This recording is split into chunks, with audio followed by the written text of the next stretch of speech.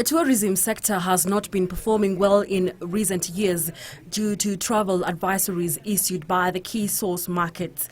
This saw the government in June this year earmark 5.2 billion shillings for tourism recovery efforts as well as bolster market campaigns to increase tourist arrivals.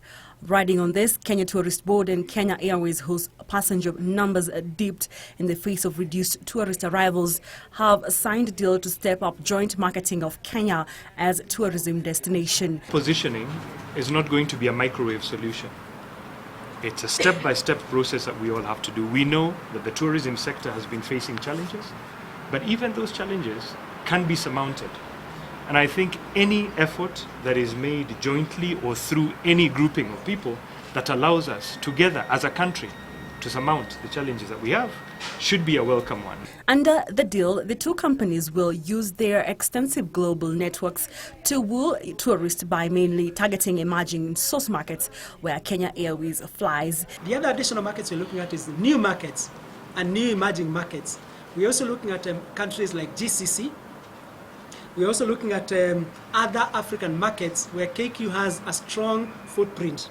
For example, we'll be looking at the Southern African markets.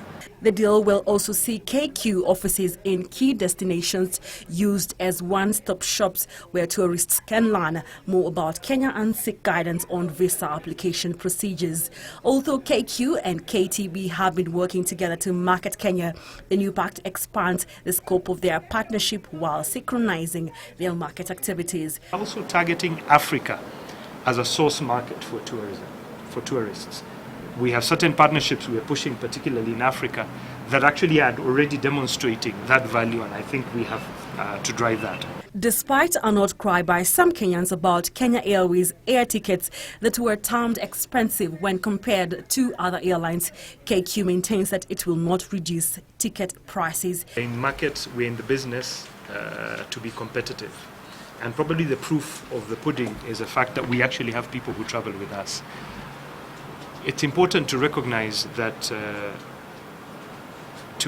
we are competitive in very many markets. And if you take a comparison that does not drive a correct comparison, a direct product versus a via product, you will get, obviously, the answer that you are looking for. Kenya Airways reported a record full-year pre-tax loss of 29.7 billion shillings. Carol Njenga reporting for Business Insights.